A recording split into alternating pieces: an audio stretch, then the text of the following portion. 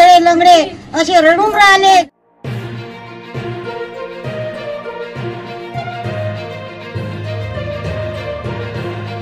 शासनाने निराधारांना आर्थिक मदत करून त्यांना स्वावलंबी जीवन जगण्यासाठी मदत केली आहे, पण मागील 5 महिन्यांपासून त्यांना पगार न मिळाल्याने वयोवृद्धांची आर्थिक कुंचपणा होत आहे।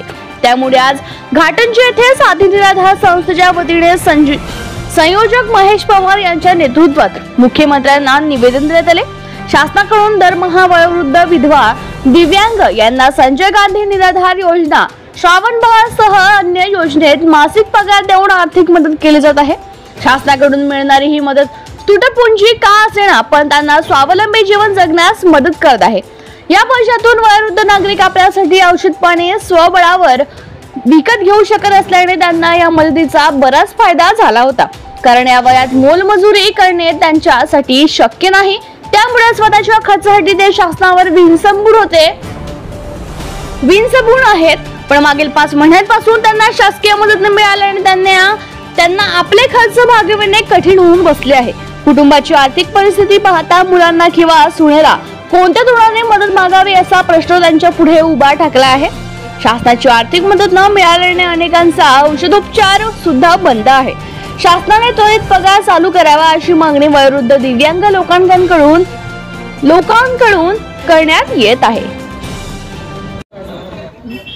ज्येष्ठ नागरिक, अपंग, विधवा या सर्वांचं मानधन जे निराधार आहे पेमेंट हे गेल्या 5 महिन्यापासून थांबलेलं आहे आणि डायरेक्ट त्यांच्या खात्यामध्ये पैसे जाणारा या प्रोसेसला वेळ लागत आहे। हे कारण आम्हाला वारंवार देत आहे, पण हे गरीब लोक आहे, हे ज्येष्ठ नागरिक आहे, यांच्यासह साध्या डायबिटीज आणि बीपीच्या गोळ्या घ्यायसाठी पैसे सुद्धा नाही आहे आणि यांचे जर 5 महिन्यापासून पेमेंट थांबलं असेल निराधार तर हे ताबडतोब सरकारने दिलं पाहिजे। मायबाप सरकारला विनंती करतो आम्ही की या सर्वांचे पैसे ताबडतोब यांच्या खात्यात टाकण्यात यावे।